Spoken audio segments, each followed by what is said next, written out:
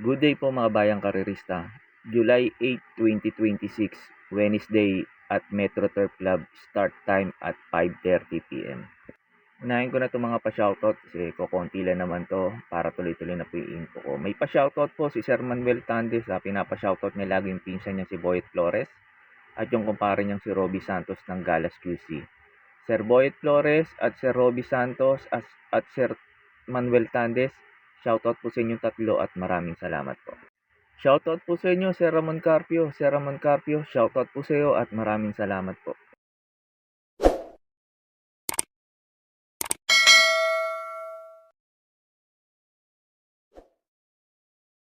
Start na po tayo, race number 1. Start po ng first pick 5, races 1 to 5, distance 1,400 meters. Sa araw po ng Wednesday, wala po tayong winner take all, kaya po ang start ng race number 1, pick 5 po kagad. Tapos yung pick 6 carry over nasa race number 2. Bali yung winner take all carry over sa Friday po na mapupunta po yung race na yun. Kaya po race number 1, dito sa race number 1, pag may mga kursunada po kayo, lalo na't mga dehado, dagdag nyo lang po kasi itong numero 9 na to. Final Gambit, dito sa race number 1 na to, susuluhin ko na po to. Tingin ko baba niya ngayon sa laban, tapos ang ganda ng position niya, nasa dulo. Tingin ko wala nang pauunahin to si Final Gambit kasi napakabilis na kabayo na to. Last rin to, tumersero to, si Final Gambit, medyo nalucha lang talaga to dun sa kabila. Pero ngayon, tingin ko kaya niya naman yung mga mabibilis dito, kaya lamang po ngayon to dito, numero 9 na to, Final Gambit. Pagkatapos nga pala ng info ko dito, in-upload ko po yung last run ni Final Gambit, ni Sterling Pounds, Bossing Ray, para magkaroon po kayo ng idea kung susuluhin nyo po ba si Final Gambit o magpo-protection pa kayo. Kaya po sa race number 1, itong numero 9 Final Gambit, para po sa akin, susuluhin ko na po. Where they go now, pinagpala, John Squeaker the gate, rushing up ashes to ashes.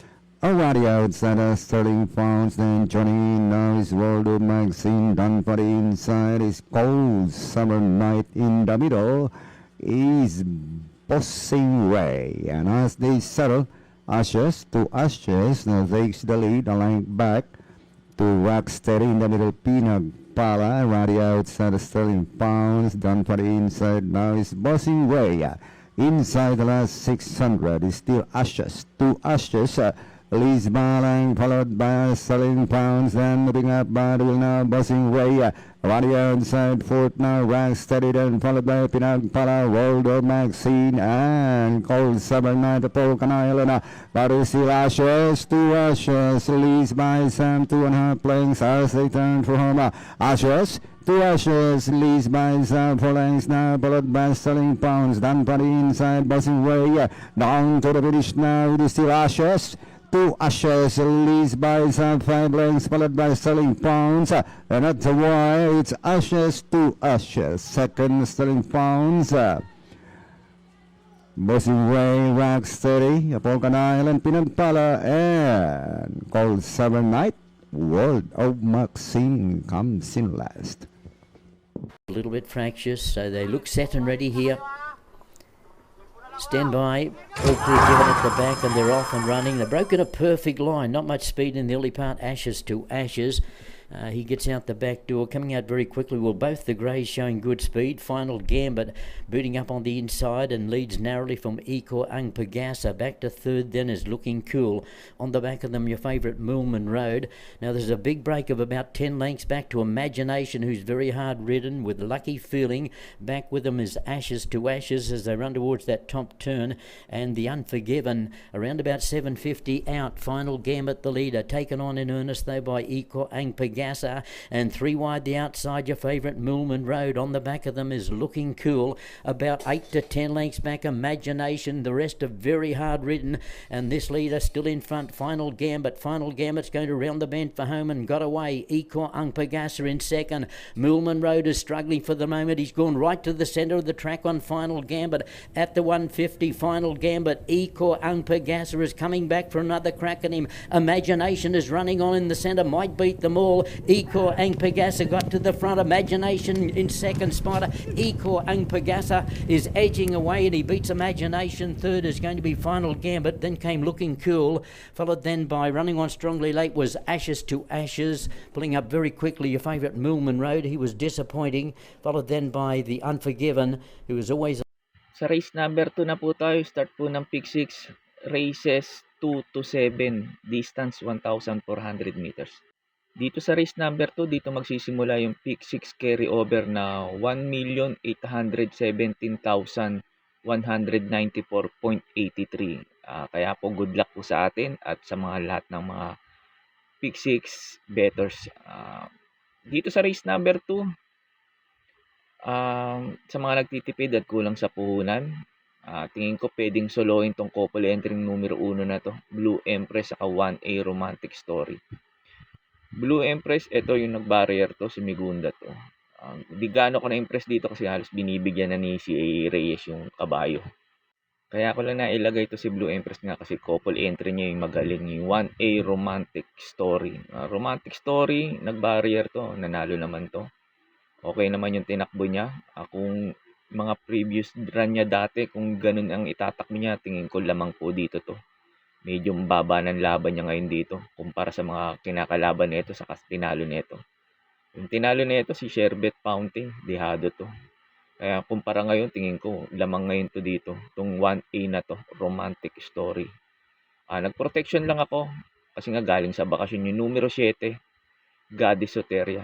Goddess Soteria, pagkakaalam ko, mga 4 yata to, last run niya.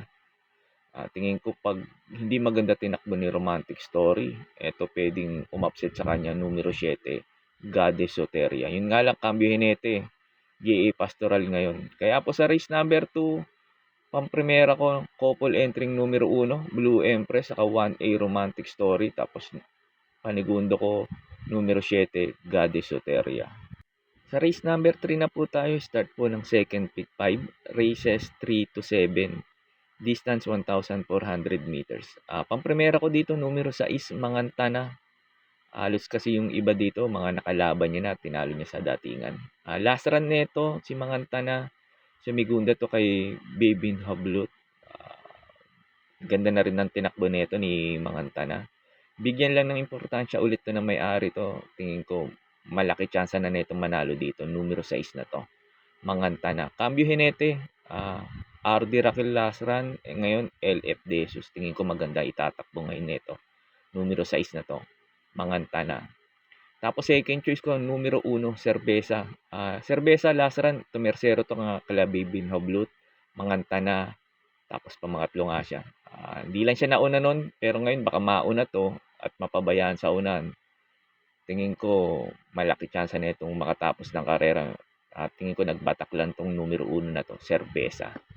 Tapos naglagay akong third choice, numero 4, Durian. Ito, cambio hinete, J.A. Guse. Tingin ko bibigyan na ng importansya na itong kabayo na to, numero 4 na to, Durian.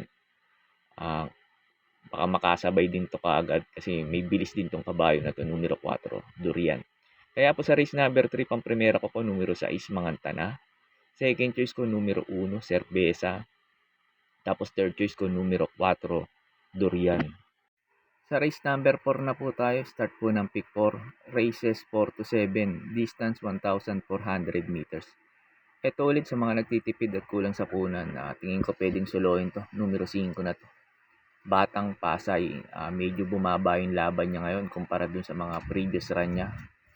Saka ito yung ka-couple entry ni Mucha ng Pasay, yung magaling na kabayo. Pero tingin ko mas magaling to si Batang Pasay doon. Cambio lang hinete, AR Ramos. Tingin ko malaki chance na itong manalo. Numero 5 na to, Batang Pasay. Saka dito magaling to sa Metro Turf. Itong numero 5 na to, Batang Pasay. Tapos second choice ko, numero 4, Style and Profile. Ito, bigyan lang ulit ng importansya na may-ari to. Tingin ko pwedeng umupset kay Batang Pasay ito, numero 4 na to. Style and Profile, sa galing din sa panalo to. Tingin ko mag-uumento rin to, numero 4 na to. Style and Profile. Kaya po sa race number 4, pamprimera ko po, numero 5, Batang Pasay. Tapos second choice ko, numero 4, Style and Profile. Sa race 5 na po tayo, sa last DD plus 1. distance 1,400 meters. Ito ulit sa mga nagtitipid at kulang sa punan, tingin ko pwedeng solohin to numero 5 na to. Anytime, anywhere ang babana sa laban dito sa grupo na to.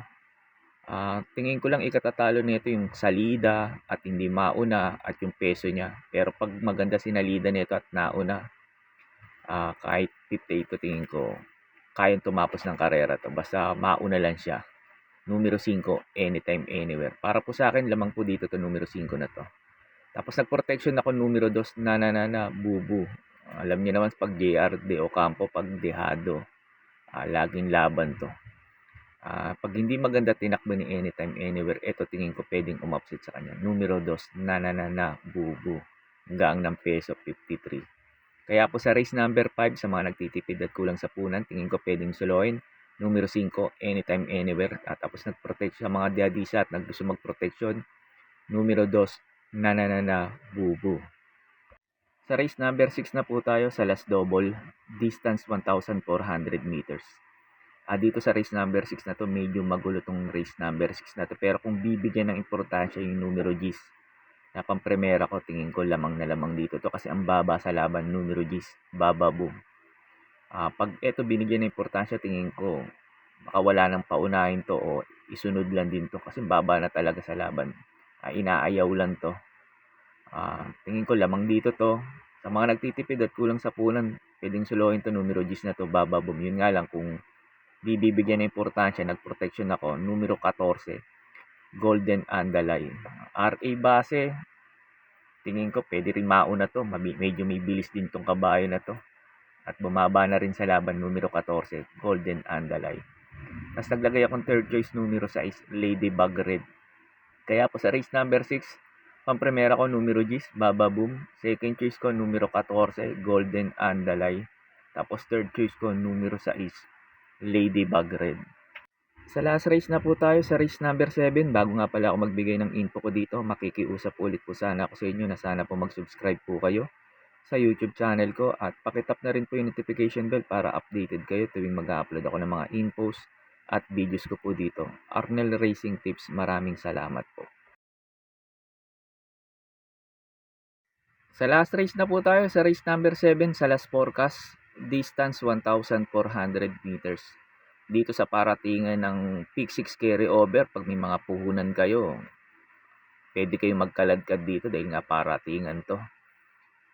Pang-primera ko dito yung couple entering numero 9, Blue Mind Theory, saka 9A Beautiful Yana. Blue Mind Theory, eto, last run nito, hindi binigyan ng importansya to. Ni forecast, inayaw to. Pero kung bibigyan ng importansya ngayon to dito, tingin ko kayang talunin ni Blue Mind Theory si Great Barrier Reef dito. Yung 9A naman, tingin ko iuna to kasi mabilis na kabayo to. Si Beautiful Yana, pag nauna pa naman si Beautiful Yana, doblado manakbo. Kaya tingin ko iuna ngayon to ng connection. Tapos second choice ko yung galing sa panalo, yung tumalo kala Blue Mind Theory, Great Barrier Reef. Ginawa ko lang second choice kasi nga nagpadyado ng hinete. Last run nagpanalo nito sa Pati Dilemma. Ngayon JL Santiago. Tingin ko yun ang magiging factor ng pagkatalo nito ni Great Barrier, yung pagpadehado ng hinete. Iba yung Pati Dilemma sa JL Santiago. Tapos third choice ko, numero 11, Tadeus. Ito bigyan lang ng importansya na may-ari itong. Tingin ko may panalo dito. Itong numero 11 na to, Tadeus, ang ganda ng position niya. Nasa labas, tingin ko isasabay na kaagad to. Kaya po sa race number 7, sa paratingan, pang-primera ko po, couple entering numero 9, Blue Mind Theory, 9A Beautiful Yana. Tapos second choice ko, numero 6, Great Barrier Reef. Tapos third choice ko, numero 11, Tadeus. Yun lang po, and good luck and happy racing po mga bayang karerista.